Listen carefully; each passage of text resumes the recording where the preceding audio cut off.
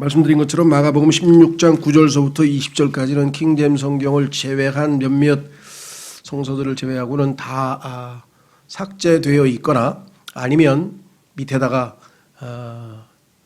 많은 사본들에는 이 부분이 없음 뭐 이런 식으로 이렇게 써서 마치 좀 의심스러운 부분인 양 이렇게 했습니다만은 아시다시피 여기는 예수 그리스도의 승천에 대해서 나오고요. 또 그 유명한 Great Commission 뭐라 그러죠? 네, 문화명령이라 그러죠. 하나님께서 아주 복음을 선포하라고 하는 그 위대한 명령이 지금 여기 모든 민족에게 모든 사람들에게 복음을 전하라고 하는 명령도 나오고, 그래서 어마어마하게 귀중한, 그리고 지금 계속 살아계셔서 우리 안에서 우리와 함께 제자들과 함께 일하고 계시는 주님을 계시하고 있는 아주 뭐라고 하냐, 결론에 해당하는 아주 중요한 부분인데 이거를 이렇게 아주 없애려고 하는 그런 악한 시도도 있었다는 것. 다행히 우리에게 올바른 성경이 주어져서 이 부분을 우리가 한번 마지막으로 살펴보려고 합니다. 자, 9절서부터 보시면 이제 예수님께서 주의 첫날에 일찍 일어나신 뒤에 부활하신 날이죠. 전에 친히 몸속에서 일곱 마귀를 내쫓아 주신 막달라 마리아에게 처음으로 나타나시니라. 참 신기하죠. 부활하신 예수님께서 여자에게 나타나셨는데 당시의 여자들의 신분으로 봤을 때는 굉장한 파격적인 일인데다 불구하고 거기다 또 일곱 마귀들이 들렸던 여자를 처음으로 만나셨다고 하는 것도 정말 의외죠. 주님께서 회복시키신 그 여인이 가장 주님을 사랑하겠죠. 그렇죠. 가장 많이 은혜를 입은 사람이 가장 많이 주님을 사랑한다고 말씀하시고, 가장 많은 죄를 용서받은 자들이 주님을 더욱 사랑한다는 말씀에 따라 여기도 그와 같은 원칙이 적용되는 것 같습니다. 자, 그녀가 가서 그분과 함께 하던 사람들이 애곡하며 슬피 울고 있을 때, 주님께서는 부활하신다고 약속까지 해주셨는데 지금 애곡하고 슬피 울고 있습니다. 이별을 죽으셨다고.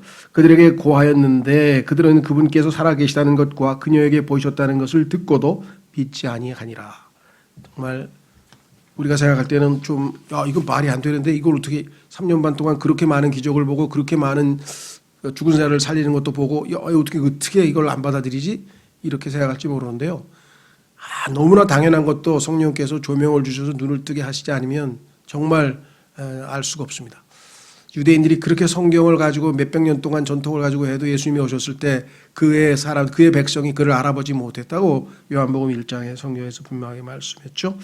자, 여기 보시면 8절에 맨 끝부분에 아무에게 아무 말도 하지 못하더라. 너무 놀래고 두려워가지고 벌벌 떨면서 입도 뻥끗 못했는데, 여기 또 용감한 여인이 처음으로 입을 열어가지고 제자들에게 예수님 살아나셨어요 하고 외쳤다는 거지.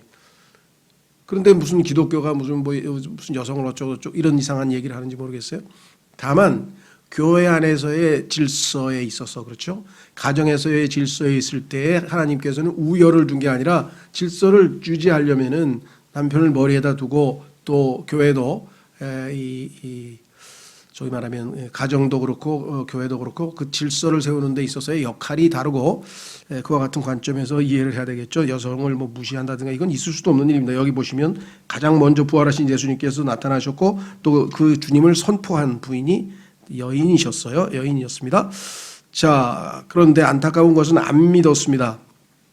물론 사도행전에 보면은 베드로가 살아있다 하고 막 부활했다, 죽었다가 살았다 막 이렇게 얘기했더니 여자들이 하는 말이라서 안 믿었다, 그런 표현이 갑자기 나와요, 성경에. 그러니까 이 당시 문화권에서는 여자들은 법정에서 증언을 해도 그게 채택이 안 될 정도로 그런 문화권이었다는 것을 시대적 배경을 이해하시고요. 자, 여기서 믿지 아니한 것은 주님께서 해석을 하셨어요. 14절 보십시오.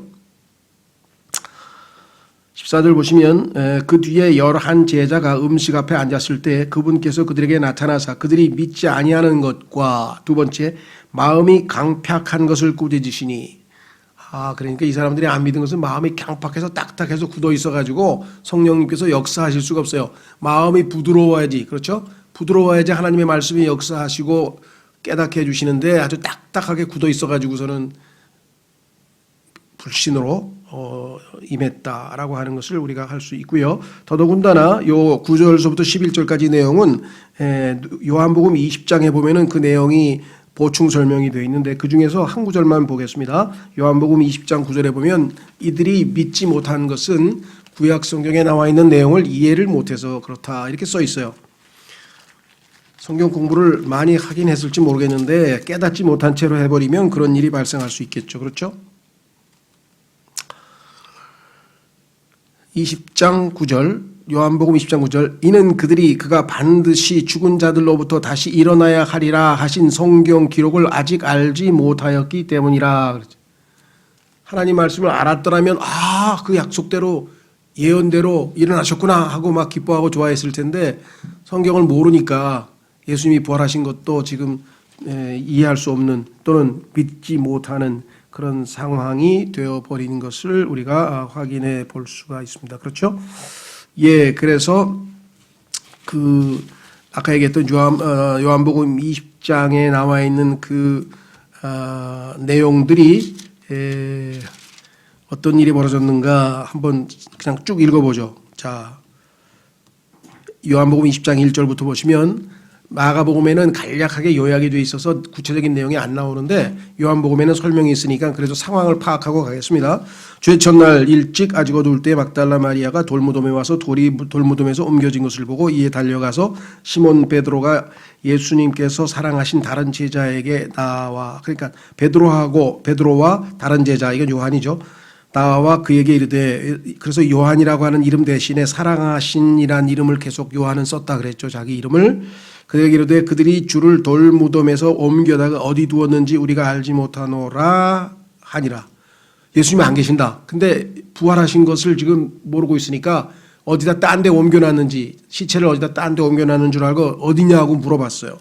그러므로 베드로와 그 다른 제자가 나아가 돌무덤으로 가니라. 알아보기 위해서. 예수님이 어디 갔어 시체가 어디 갔어 하고 간 거죠.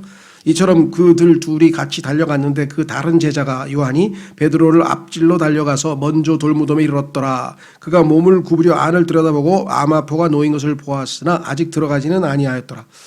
조금 겁쟁이죠. 베드로는 무조건 들어가는 거죠. 성격이 다르죠, 완전히.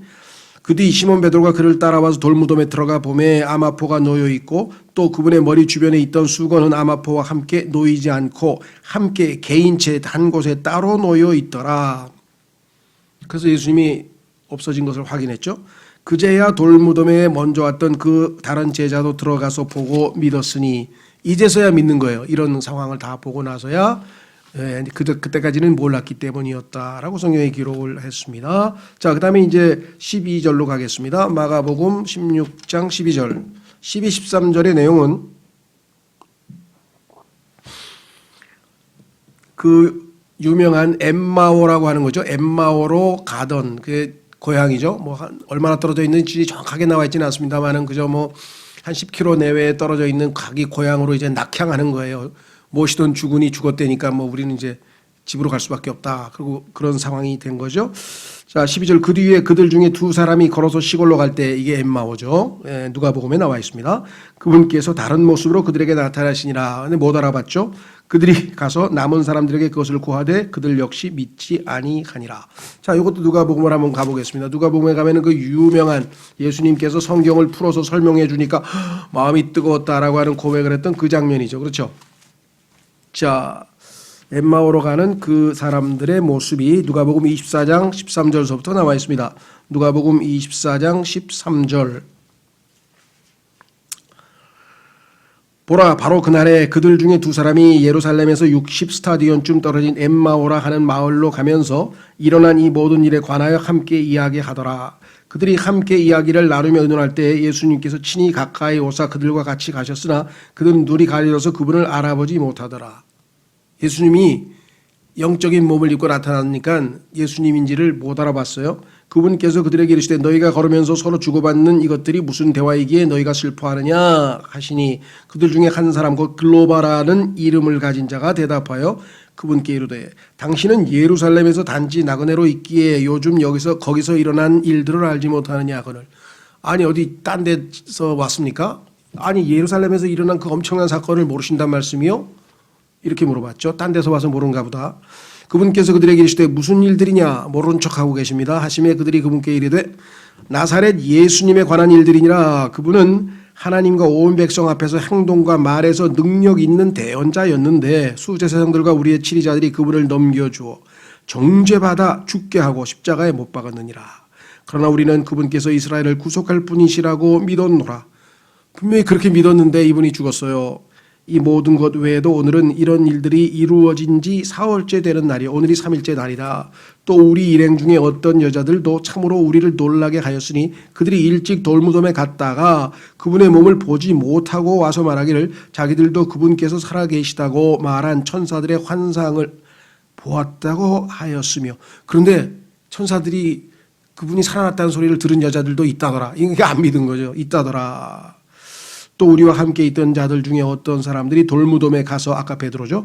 베드로와 요한, 참으로 여자들이 말한 바와 같음을 보았으나 그분은 보지 못하였느니라 하니라. 그런데 그분이 살아났으면 보였어야 되는데 그분은 못 맞다고 하더라. 그랬더니 이에 그분께서 그들에게 이르시되 오 어리석고 대언자들이 말한 모든 것을 마음에 더디 믿는 자들이요. 아까 마음의 강팍함 나왔죠. 모든 문제는 마음에서 비롯됩니다. 성경에 보니까 너희가 마음으로 믿어 의에 이르고, 우리가 구원받는 것이 마음으로 믿어서 구원을 받는다고 친다면 마음이 얼마나 소중한 것인가. 여기도 지금 마음에 더디 믿는 자들이요. 그리스도가 이런 일들로 고난을 당하고 자기의 영광에 들어가야 함이 마땅하지 아니하냐 하시고, 고난과 영광, 그렇죠? 고난을 통해서 십자가를 통해서 영광 받는 것이 하나님의 뜻인데 그걸 모르느냐 하시면서 모세와 모든 대언자들의 길에서 시작하여 모든 성경 기록들, 구약 성경이죠. 구약 성경 전체에서 자기에 관한 것들을 그들에게 풀어 설명해 주시니라. 그래서 마땅히 메시아는 박해받고 죽으시고 장사되고 부활하셔야 된다는 모든 것을 설명해 줬죠. 그들이 가고 있던 마을에 가까이 이르렀는데 그분께서 더 가려 하는 것 같이 하시거늘 죄송합니다. 그들이 그분께 강권하여 이르되 우리와 함께 머무소서, 때가 저물어 가고 낮이 많이 지났나이다 하니 그분께서 그들과 함께 묵으러 들어가시니라. 그분께서 그들과 함께 음식 앞에 앉으셨을 때 빵을 집으사 축복하시고 떼어 그들에게 주시매 그들의 눈이 열려 그들이 그분을 알아보았으나, 자, 영적으로 눈이 열려야, 그렇죠, 주님께서 눈을 열어주셔야 그분도 볼 수 있고 성경도 읽을 수 있죠. 열어주셨어요. 그래서 결국은 알아보았는데 주님의 목적은 계속 그들과 함께 있는 게 아니죠. 그들에게 믿음을 심어줘야 되기 때문에 사라지셨죠. 그렇죠? 그분께서는 그들의 시야에서 사라지셨더라. 그들이 서로 이르되 그분께서 길에서 우리와 말씀하시고 우리에게 성경 기록들을 열어주실 때에, 아까 설명했잖아요. 쭉, 그렇죠, 모세부터 창세기부터 시작해서 우리 속에서 마음이 뜨겁지 아니하더냐 하고는 바로 그 시각에 일어나, 그러니까 야, 부활하신 것 가서 알려야 되겠다 하고 도로 오던 길을 자기 집에서 도로 나와가지고 다시 갔어요. 일어나 예루살렘으로 돌아가서 11 제자와 또 그들과 함께한 자들이 같이 모여 말하기를 주께서 참으로 일어나시고 시몬에게 나타나셨다 하는 것을 보고 길에서 이루어진 일들과 그분께서 빵을 떼실 때에 자기들이 그분을 알게 된 일을 말하더라. 이렇게 해서 결국은 주님께서 부활하신 사실들이 이제 조금씩 제자들에게 믿어져가는 과정을 성경에서 보고 있는데, 모든 불신은 마음으로부터 비롯되었다는 것을 우리가 확인해 볼 수가 있습니다. 자, 다시 돌아오시면 마가복음 16장 14절, 마가복음 16장 14절. 그 뒤에 11 제자가 음식 앞에 앉았을 때 그분께서 그들에게 나타나사 그들이 믿지 아니하는 것과 마음이 강팍한 것을 꾸짖으시니 이는 그분께서 일어나신 뒤에 그분을 본 자들의 말을 그들이 믿지 아니하였기 때문이더라. 그래서 꾸짖으셨죠. 자, 여기에서 우리가 한 가지 짚고 넘어갈 것 중에 하나는 이 요한복음에 보면은요, 문이 닫혀 있었어요. 그렇죠? 그런데 들어왔어요. 처음에 예수님께서 나타나셨을 때는 도마는 없었어요. 그러니까 11명이 아니라 10명이 있었겠죠. 그런데 그 다음번에는 도마가 있을 때 주님이 오셔서 도마를 꾸짖고 보지 않고 믿는 게 더 복되다 하면서 예수님께서 말씀하셨잖아요. 그러니까 여기에 지금 11 제자가 있다는 얘기는 첫 번째 그 도마 있을 때는 지금 여기에는 생략이 돼 있고, 그렇죠, 두 번째 도마가 있을 때 지금 예수님께서 오셔서 그 유명한 도마의 불신을 지적을 하시고 만져보라 이렇게 말씀을 했죠. 그랬더니 도마의 그 유명한 신앙 고백, 나의 주 나의 하나님이여 하면서 예수님을 향해서 진정한 신앙 고백을 했습니다. 그래서 이 도마라고 하는 이 도마는 우리말로는 왜 이 도마가 발음이 별로 밥 먹을 때 무슨 반찬 만드는 도마처럼 돼버렸는데 영어로는 이게 토마스죠. THOMAS. 토마스 아퀴나스라고 하는 유명한 신학주도 있고 유명한 발명가인 토마스 에디슨도 있고 이 토마스라고 하는 이름을 가진 사람들이 굉장히 많습니다. 왜냐하면 이 이름이 상당히 성경에서는 의미심장한 이름이죠. 원래는 뭐야? 토마스 the Incredible, 즉 불신하는 도마라고 하는 불신의 도마라고 하는 아주 불명예스러운 이름이 붙어 있지만 그가 나중에 회심해서 아주 유명한 신앙 고백을 했기 때문에 또 그거를 이렇게 따와서 좋은 이름으로 많은 사람들이 쓰죠. 예를 들면 가나안이라고 하는 것도 성경에 보면은 함의 아들 가나안은 하나님께서 저주했죠. 성경에 보니까 함이 아버지한테 노아에게 잘못을 저질렀지만 하나님께서 함을 이미 축복을 하셨기 때문에 그의 아들 가나안을 저주하고 그 가나안 족속들이 저주를 받아서 노예가 종들이 됐죠. 셈에게도 종이 되고 야펫에게도 종이 되고 그리고 그 가나안 족속들이 나중에 보면 그 아들 아모리 족속들 이런 사람들 보면 다 원래는 함의 아들이고 함은 아프리카 즉 이 사람인데 그 하나님이 정해주신 아프리카에서 안 살고 저 북쪽에 있는 저 위에 있는 팔레스타인 땅 다시 말하면 그 예루살렘이 있는 그 요단강 옆에 예루살렘이 있는 그 땅 지금은 거기를 우리가 팔레스타인 땅이라고 하죠. 그리고 예전에는 거기를 가나안 땅이라고 했는데 왜 그러느냐? 가나안의 후예들, 가나안의 후손들이 거기서 살았어요. 그러니까 가나안은 성경에서 저주받은 나쁜 사람인데 그 가나안이 살던 장소가 원래 하나님이 주신 이스라엘에게 주신 약속의 땅이다 보니까 가나안 땅이 좋은 뜻으로 쓰인 것이고 그래서 우리나라에도 보면 가나안 제과도 있고 가나안 뭐 농군학교도 있고 좋은 뜻으로 쓰이지만 사실 성경적 용례로 보면 나쁜 거예요. 십자가도 마찬가지입니다. 예수 그리스도께서 십자가를 지셔서 그게 우리에게 의미가 와닿는 거지만 기본적으로는 성경에서 십자가는 저주의 상징이죠. 그러니까 십자가는 서양 사람들에게는 저주의 상징으로 와 있어요. 그런데 한국에서 비행기를 내려보니까 서울 시내 그냥 막 이거 서울이 다 이렇게 묘지가 왜 이렇게 많아? 그냥 십자가가 전부 다 쫙 불빛 교회가 얼마나 많은지 서양 사람들이 완전 기절초풍하네. 서울에 왜 이렇게 무덤이 많아요? 그랬다는 거잖아요. 예배당 그 십자가 불빛인지도 모르고 그만큼 의미를 우리가 알고 해야 돼. 그렇죠? 예. 그 물고기도 마찬가지입니다. 익투스 같은 경우도 그렇고 약간 이 크리스마스도 그렇고 원래 기원은 잘못됐는데 그것이 사람들이 거기에서 이런 의미를 그냥 나중에 갖다가 부여해서 그렇게 만들었다. 그래서 그거 가지고 또 뭐 너 틀렸다 막 이러고 싸울 필요는 없고요. 잘못됐다는 걸 알면 되죠. 자, 여기서 중요한 거는 한 가지.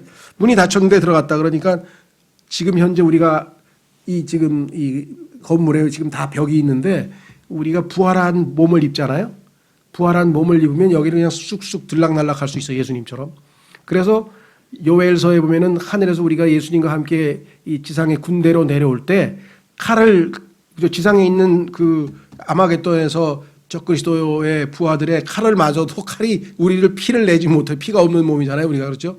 그래서 그런 이게 이제 우리가 황당한 것 같지만 과학자들은 그게 충분히 가능하다는 거예요. 이게 분자 구조나 이런 걸로 물리학적으로 봤을 때 아무 과학적으로 문제가 없다고 이렇게 판명이 난 거죠.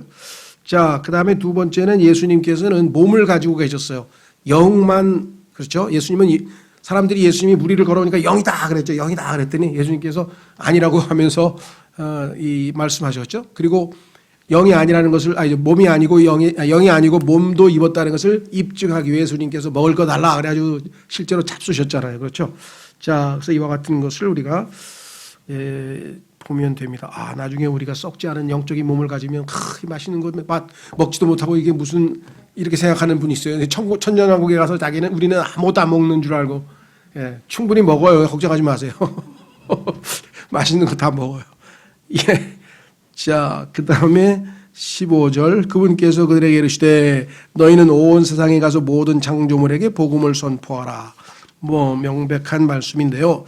자, 여기에서 말씀하는 복음은 아직 고린도전서 15장에 나와 있는 것처럼 우리의 죄 때문에 예수 그리스도께서 죽고 그 다음에 장사되시고 성경대로 그가 부활하셨다라고 하는 이미 확정된 하나님의 은혜의 복음이라고 하는 그 복음에 대해서는 아직은 잘 모르죠. 이 사람들이. 그렇죠. 그래서 예수 그리스도께서 구원자라든가 뭐 그런 이 시대에 지금 예수님은 부활하셨다라든가 단편적인 그런 아직 완성되지 못한 그러한 복음을 얘기하는 거지만 나중에 가면 그 복음이 어떤 것인지는 서신서에 설명이 돼 있잖아요. 그렇죠.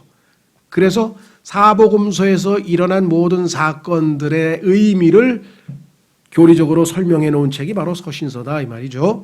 자, 그래서 복음을 모든 창조물에게 선포하라 그렇게 얘기를 했습니다. 네, 그다음에 이제 오해 살 만한 구절이 나와요.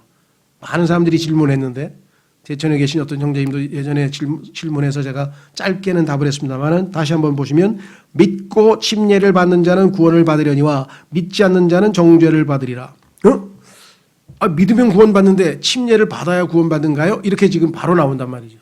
자, 그런데 이거는 무슨 뜻이냐 하면은요, 이 영어 문법으로 보시면 여기에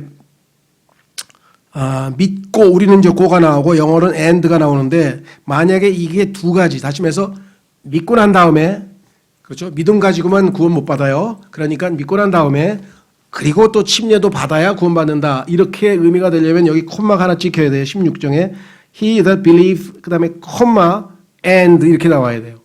요거는 어디에 있느냐? 예를 들면 요한복음으로 가보세요. 요한복음 3장에는 바로 거기에 해당돼. 반대죠. 지금 읽는 구절과는 반대예요. 요한복음 3장은. 왜냐? 거기 콤마 찍혀 있어요. 그래서 하나님의 말씀은 1.1획도 콤마도 잘 읽어내셔야 되는데 우리말 번역은 그게 명쾌하게 안 나와 있죠. 당연히. 자, 요한복음 3장에 보십시오. 뭐라고 되어 있나? 5절. 예수님께서 대답하시되 진실로 진실로 내가 네게 이르노니 사람이 물에서 나고 그랬죠. 예. 그 다음에 거기에 and of the spirit of가 하나 더 들어가 있죠. 물에서 나고 그 다음에 성령에게서 나지 아니하면 여기 컴마 안 찍혔네.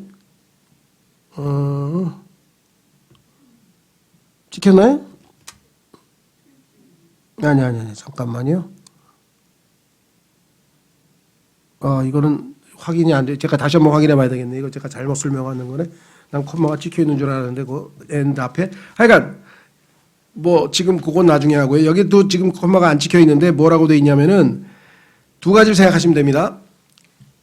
믿으면 다른 구절을 보면 이 구절 말고 서신서를 포함해서 다른 구절들을 성경 전체를 보면 구원받는 조건은 딱 하나죠. 그것은 믿는 거죠. 그렇죠? 예, 여기는 지금 침례받는 게 포함되어 있는데 일반적으로 우리가 신약 교리는 믿으면 구원을 받고 그런데 그 구원받은 사람은 당연히 침례에 순종하게 돼 있죠. 그렇죠? 예. 근데 여기서는 지금 조건이 아니에요. 믿고 침례를 받아서 두 가지를 다 해야만 구원을 받는다. 이렇게 만약에 쓰여 있는 거라고 한다면 이게 그런 뜻으로 쓰여 있는 거라고 한다면 모순이 된다 이거예요. 왜? 그 다음 구절에 뭐라고 되어 있습니까? 믿고 침례 안 받는 자는 정죄를 받으리라 그랬잖아요. 근데 여기는 밑에 침례를 빠져있죠. 침례가 빠져있고 뭐라고 되어 있습니까? 믿지 않는 자는 정죄를 받으리라 그랬잖아요. 그러니까 정죄의 대상은 믿지 않는 것이 정죄지 침례를 안 받았다고 해서 정죄를 받는 건 아니다 이 말이죠. 그러나 왜 그러면 침례란 말이 들어갔는가? 그 베드로전서에 가면 침례는 구원의 모형이라고 그랬어요. 구원은 믿음으로 받는데 그 침례라고 하는 것이 예수 그리스도 우리가 죄 때문에 죽었습니다. 그렇죠? 그리스도와 함께 십자가에서 죽었습니다. 그래서 장사 지냈습니다. 그렇죠? 근데 물속에 들어갔죠. 장사는 이제 수장이죠. 수장 이걸 치면 자 그래서 죽어서 수장 물속에 들어가서 장사를 지냈고 그 다음에 어떻게 됐어요? 나왔잖아요. 그러니까 죽으심과 예수 그리스도의 죽으심과 장사 지내심과 부활 이것이 고린도전서 15장에 나오는 은혜의 복음의 핵심이죠. 우리가 우리 죄로 인하여 그리스도께서 죽으시고 장사 지내시고 부활하셨다. 이거를 믿는 것이 복음을 믿는 것이다라고 성경에 써 있잖아요. 그렇죠? 그래서 그 침례는 모형이라 이거야. 그렇죠? 예, 그래서 지금 여기에 침례가 특별히 하나 추가되어 있는데 늘 말씀드립니다만은 성경은 한 구절만 가지고 해석을 하는 게 아니라 다른 성경 구절을 동원해서 같이 비교를 했을 때 이것은 지금 믿고 그 다음에 침례를 받아야만 구원받는다. 그러니까 이것으로 해서 결론이 침례를 안 받으면 구원을 못 받았다. 이런 결론을 내면 안 되는데 이렇게 결론을 내린 사람들이 있어요. 예를 들면 그리스도의 교회라든가 이런 사람들은 자 사도행전 2장으로 가면 요 구절을 잘못 인정하면 행위 구원이 되고요. 그 다음에 사도행전 2장으로 가도 마찬가지예요. 여기도 지금 잘못 인용하라면 어떤 일이 벌어지는가? 사도행전 2장 37절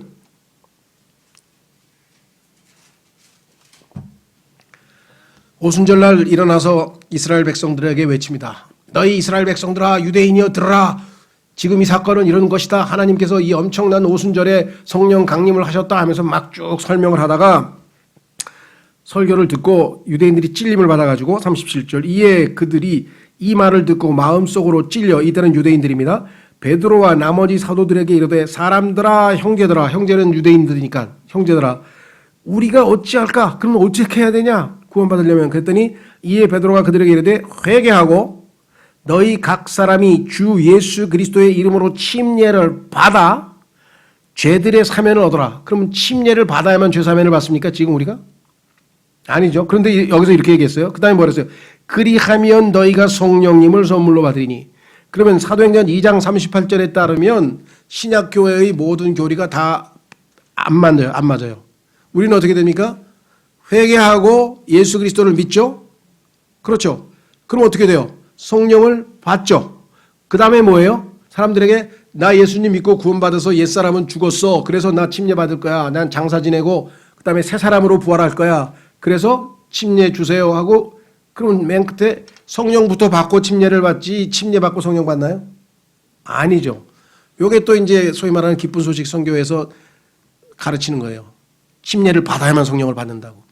이런 유대인들에게 일시적으로, 사도행전은 얘기하지만 건물터에다 튼튼한 집을 지은 것이 아니라 일종의 다리를 놓은 거예요. 구약과 신약을 연결하는 교량 역할을 하는데, 그 교량 자체는 튼튼하니까 괜찮지만 그 교량에다 집을 짓는 사람은 없죠. 신약교회의 교리, 즉 예수 그리스도의 몸된 교회의 교리는 교량 위에다 짓는 게 아니란 말이죠. 그러니까 이거는 일회성으로, 그래서 이 사람들은 우리는 뭐예요? 아버지와 아들과 성령의 이름으로 침례받는다고 써 있죠. 근데 이 사람들은 뭐예요? 예수님의 이름으로, 예수님의 아버지와 아들은 아버지와 성령님은 빠지고 예수님의 이름으로만 침례받는다고 써 있잖아요. 이건 전적으로 예수 그리스도를 십자가에 못 박은 유대인들을 향한 단회적 특별한 복음이었다는 거죠. 근데 이것을 그 기초로 해서 교단을 만들었는데 그것이 그리스도의 교회라고 하는 교단이 있어요. 상당히 큰 교단입니다. 우리나라에도 신학교가 있고 미국에도 있는데, 이 사람들이 그러니까 얼마나 우스워요. 침례를 안 받으면 성령 못 받은 사람으로 쳐요. 그러니까 그분들은 다 뭐예요? 장로교회 사람들은 다 구원 못 받았다. 성령 못 받았다. 왜? 세례 받았으니까. 이렇게 갖다 붙이는 사람도 있어요. 그러니까 지금 잘못하면 성경에서 엄청난 교리적 문제가 생기는 거예요. 자, 그래서 사도행전도 그렇고 마가복음도 그렇고 대상이 다 누구예요? 유대인들이에요. 그 다음에 마가복음도 유대인 사도들을 통해서 복음을 전해 들은 사람들에 대한 이야기입니다. 지금 제자들에게 지금 명령을 주셨잖아요. 확인해 보겠습니다. 어떻게 차이가 나는가 보세요. 만약에 오늘날 우리가 이 복음에 해당된다면, 자, 17절 마가복음 16장 17절 믿는 자들에게는, 이 믿는 자들이 누구예요? 사도들의 복음을 듣고, 유대인 사도들의 복음을 듣고 예수 그리스도를 믿는 사람들에게는, 이런 단서가 붙어 있어요. 이런 표적들이 따르니, 만약에 이것이 보편적으로 모든 사람에게 다 해당된다 그러면 오늘날 여러분 믿고 이런 표적이 여러분들에게 따랐습니까? 예수님 믿었을 때 보세요. 뭐라고 얘기하나? 내 이름으로 그들이 마귀들을 내쫓으며 새 언어들로 말하며 뱀들을 집어올리며 어떤 치명적인 것을 마실지라도 해를 받지 아니하며 병든 사람들에게 안수하면 그리 나으리라 하시더라. 이 5가지를 성경에서는요, 고린도후서 1장에서 뭐라고 얘기했는가 하니, 고린도전서 1장에서 사도들의 표적이라고 붙어 있어요. 그러니까 이 표적은 사도들에게 주신 표적이고, 그 사도들에게서 복음 받은 사람들에게 일시적으로 사도행전 기간 동안에, 신약 성경이 기록되기 전에 일시적인 기간 동안에 해당이 되는 거예요. 그래서 이 소위 말하면 표적으로 주어진 은사는 끝나요. 언제 끝나냐? 사도 바울이 앞치마를 만지기만 해도 병이 고쳤잖아요. 그런데 그게 다 소위 말하면 효력이 다 상실해서 자신이 마지막에 자기 친구가 친구가 누군가요? 그 친구 두 사람인데, 한 사람 디모데 후배죠. 그러니까 그 후배 디모데는 위장병이 생겨가지고 포도주를 좀 마셔서 네가 위장을 좀 치료하는 게 어떻겠냐라고 바울이 얘기를 했고, 또 한 사람 드로비모라고 하는 사람은 아이고 네가 아파서 나랑 동행도 못하고 그냥 넌 좀 쉬어야 되겠다. 그래서 놔두고 선교 여행에 못 데리고 간 사건이나. 아이 앞치마만 바울의 그 에이프론만 만져도 병이 나았던 그런 표적을 지니고 있던 사람들이 교회 시대가 사도 시대가 끝나가면서 표적들이 다 끝났다고 하는 사실을 성경에서 곳곳에서 보여주고 있다는 사실을 우리가 확인할 수 있는데, 그래서 이것을 자기들에게 적용하고 싶은 교회 시대의 성도들, 특히 은사주의자들은 어떻게든 이것들이 모든 믿는 사람들에게 다 해당이 된다고 주장을 해야 돼요. 그렇죠? 그래서 무슨 속사도 운동이니 뭐 이상한 걸 만들어 가지고 지금도 계속 사도 시대다 이렇게 생각을 하는 거예요. 자, 그런데 문제는 어디 있나 보세요. 자, 첫 번째, 내 이름으로 그들이 마귀를 내쫓으며, 그래서 뭐 그냥 예수 이름으로 명하노니 뭐 나가라고 막 마귀를 쫓아내는데 미안하지만 안 나가요. 예. 두 번째, 뭐라고 하겠습니까? 곧 새 언어들로 말하며, 이 새 언어들이라고 하는 것은 성경에서 쭉 보면 자기에게 새로운, 다시 말해서 나는 지금 한국어가 모국어죠. 그다음에 제가 뭐 스페인어하고 영어를 조금 합니다. 근데 어떤 사람이 나에게 무슨 독일어를 했어. 그럼 독일어는 나한테는 새 언어지. 그럼 내가 모르는 언어야. 그렇죠? 그래서 유대인들도 다 몰려들었어. 그런데 오순절날 터지면서 소위 말하는 방언이라고 그러죠. 우리 옛날 성경에는 이 방언이라고 하는 새로운 언어가 나왔는데, 어떻게 새로운 언어냐? 유대인들 중에는 예를 들면 저기로 이민을 가가지고 프랑스로 이민을 가가지고 프랑스어밖에 몰라. 거기 가서 살다 보니까 히브리어를 몰라. 그렇죠? 그런데 여기 와가지고 베드로가 설교하고 사도들이 설교를 했는데, 이 사람들은 평생 태어나면서 히브리어하고 아람어, 다시 말해서 자기 고향 말밖에 못하는데 히브리어밖에 할 줄 모르는데, 이 사람들이 갑자기 불어로 쫙쫙쫙쫙 막 설교를 하는 거예요. 그러니까 듣는 사람이 저 사람들 어떻게 불어를 할 줄 알지? 이렇게 됐고, 또 저쪽에서는 독일어 어떻게 할 줄 알지? 막 저쪽에서 스웨덴어가 나와요. 스웨덴어 왜 어떻게 알지? 이러면서 난리법석이 난 거 아니에요. 그렇죠? 그러니까 성경에서 얘기하는 타 언어라고 하는 것은 language, 명확하게 언어예요. 언어. 그런데 이거를 뭐 이상하게 막 뭐 무슨 뭐 라라도도 하면서 막 알아듣지도 못하는 이상한 걸 해놓고서, 성경에서 그런 거는 중언부언이고 그건 잘못된 기도라고 성경에 나와 있죠. 그런 것들을 하는 사람들은 거짓 사도고 그건 속으면 안 되는 거예요. 그렇죠? 명백하게 다른 나라 언어를 해서 자기가 모르는 언어를 한다는 얘기로 성경에는 분명하게 나와 있다. 그 다음에 세 번째 보세요. 그 다음에 그런 이상한 방언을 한 것이 성령 충만이라고 갖다 붙이는데 전혀 그렇지 않습니다. 성령 받았다는 성령이 아니라 잘못됐어요. 악령을 받았어요. 이상한 영을 받은 거예요. 성령은 그렇게 무질서한 말을 하시질 않아요. 그 다음에 세 번째, 뱀들을 집어 올리며, 이거는 사도 바울도 자기도 모르게 뱀이 섬에서 그 하다가 확 달라붙었는데 떨어져서 전혀 해를 입지 않았죠? 그렇죠? 그런데 모르겠어요. 여기 지금 은사주의자들 병 고치고 막 안수하면서 막 무슨 병 고친다는 사람 뱀들 집어 올리는지 잘 모르겠고, 그 다음에 뭐 뱀은 집어 올린다고 치자. 왜냐하면 뱀은 또 기를 들일 수 있잖아. 그 다음에 어떤 치명적인 것을 마실지라도 해를 마시지 않으며, 그냥 비소중 갖다 줘서 잡숴보라 그러니 절대로 안 마신다 그랬거든요. 아마 나 먹는다고. 여기 믿는 분들에게 표적이 따른다고 하셨잖아요. 말도 아니죠. 그 다음에 안수하면 그들이 나오리라. 안수만 하면 바로 나아요. 그 당시에 표적은. 그런데 막 안수 기도를 막 30분 하고 막 등짝을 두드리고 내리치고 북을 치고, 안수만 하면 낫는다 그랬어. 그럼 어떻게 해? 내가 하나님이 나에게 믿는 자인데 나에게 그런 걸 줬다. 난 그럼 지금 전국을 돌아다니면서 막 코로나 걸린 사람은 안수 그냥 무조건 중환자실 가서 다 안수해 줄 거야. 그죠? 안 그래요?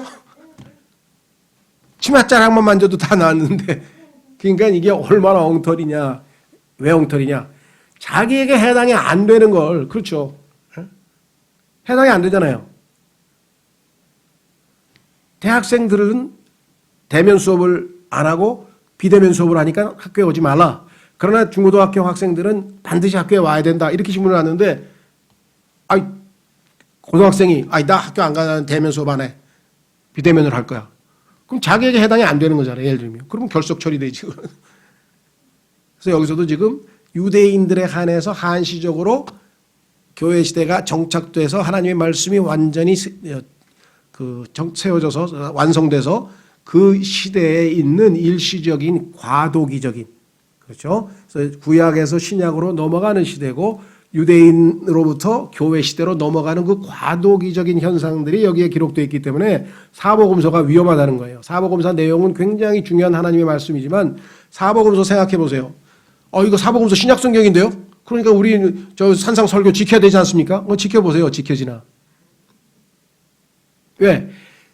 신약 성경은 시작은 마태복음 1장 1절부터지만 실제 신약은 마태복음 26장에 가서 예수님이 세워놨어요. 그럼 앞에 있는 부분은 다 구약이야. 그럼 왜 신약 성경에 이름을 붙였어요? 신약이 어떻게 해서 세워지는가? 유대인들이 구약적인 하나님과의 언약을 어떻게 거부하고 예수님을 거부하고 메시아를 거부해서 그래서 신약을 하나님께서 구약을 폐하고 세우셨다는 과정을 우리에게 보여주기 위해서 이름을 신약 성경이라고 붙여놓은 거지 실제 상황은 다 구약 상황이란 말이에요. 그러니까 예수님께서 어떻게 했어요? 다 율법을 지켰잖아요. 예수님께서. 자, 그래서 우리는 이거 굉장히 혼란이 가중되는 부분이기 때문에 조금 제가 강조를 했고요. 마지막으로 19절로 가겠습니다. 마지막으로 19절. 더더군다나 여기 나와 있는 표적은 유대인에게 해당된다고 신약성경 서신서에도 여러 번 강조를 했잖아요. 그죠? 근데 목적이 뭐예요? 표적을 하나님께서 기적, 이적, 표적을 주신 목적은 딱 하나예요. 유대인들은 표적, 기적, 이적이 아니면 믿지를 않아. 그런데 그게 당연해. 왜? 모세도 안 믿었어. 그래서 모세에게 하나님께서 뭐예요? 손을 품에다가 집어넣어라. 집어넣었어. 빼라. 뺐더니 어이 문둥병에 걸려니. 다시 집어넣어라. 집어넣었어. 빼라. 다 고쳤잖아요. 그 다음에 뭐 집어던져라. 막 지팡이가 막 뱀으로 바뀌었다가 또 치니까 뭐 물이 피로 바뀌었다가. 그러니까 유대인은 시작부터 표적, 기적, 이적으로 시작했기 때문에 하나님께서 유대인은 표적을 구하는 게 당연하다. 그래서 예수님께서 오셔서 뭐 했어요? 하나님이 보내신 하나님의 아들이라는 것을 입증하려면 유대인들에게 어떻게 해야 돼요? 수없이 많은 기적, 이적, 표적을 다 보여줬잖아요. 이제 충분하냐? 증거 충분하냐? 내가 하나님이 보는 대언자 맞냐? 그런데도 안 믿은 거죠. 근데 이방인들 신약 성경이 완성돼서 우리들에게는 기록된 말씀이 있는데 뭐하러 이런 이상한 표적을 주실 이유가 있어요? 그래서 표적은 유대인들에게요 라고 성경에 써 있는 거예요.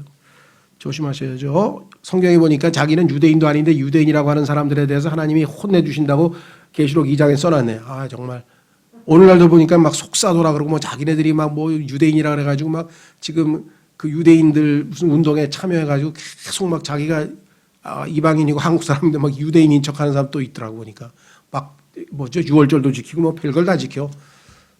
참 안타깝죠. 자 19절로 가겠습니다. 이렇게 해서 이렇게 주께서 그들에게 말씀하신 뒤에 얼마나 멋있습니까? 임무를 다 마치고 본래 오셨던 곳으로 돌아가잖아요. 귀환 떠나는 거 돌아가는 거죠. 하늘로 올려져서 어떻게 올라갔습니까? 구름을 타고 사도행전 1장에 나오잖아요. 구름을 타고 쫙 올라가는데 뭘 그렇게 멍하니 쳐다봐. 조금 있으면 다시 오실 건데 그렇게 하고 얘기를 해줬죠. 천사가. 그래서 하늘로 올려줘서 영접을 받으시고 하나님의 아들이 이 땅에 가서 죄인들을 사랑하셔서 자기의 생명을 다 내어주고 하나님에게서 맡기신 일들을 다 피니시드 완성하시고 모든 걸 다 이루시고 금이 환영할 때 하늘나라에서 천군 천사들이 얼마나 열렬한 환영식을 했겠습니까? 그걸 흉내내는 게 이 김정일이 그런 사람들이야. 막 박수치고 막 난리법석이에요. 예, 그거는 김정은이가 받을 게 아니라 예수 그리스도께서 받으셔야죠. 지금 아주 그냥 정말 보통 죄를 짓고 있지 않는 자기가 나중에 가면 정말 거기에 대해서 다 값을 치르게 될 거예요. 아마. 어떻게 자기가 그렇게 하나님이 받으실 영광을 가로챕니까? 예, 그래서 세상에서 사람들이 여러분 막 칭찬하고 막 훌륭하다 그러면 굉장히 조심하세요. 예, 누가복음 16장에 보면은 그런 거 하나님께서 아주 가증스럽게 그냥 다른 사람들 앞에서 높임을 받거나 그냥 확 과시하거나 이런 사람들 하나님께서 아주 제일 미워하신다고 성경에 썼어요. 그래서 성경이 뭐예요? 교만은 패망의 선봉이라. 왜 망하냐? 교만해서 망하는 거예요. 다 뿌리가.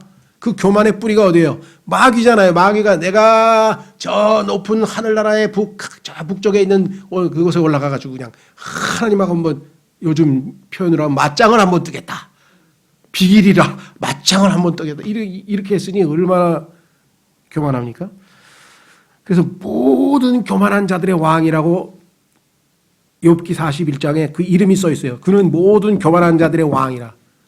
교만한 자들을 다스리는 자라.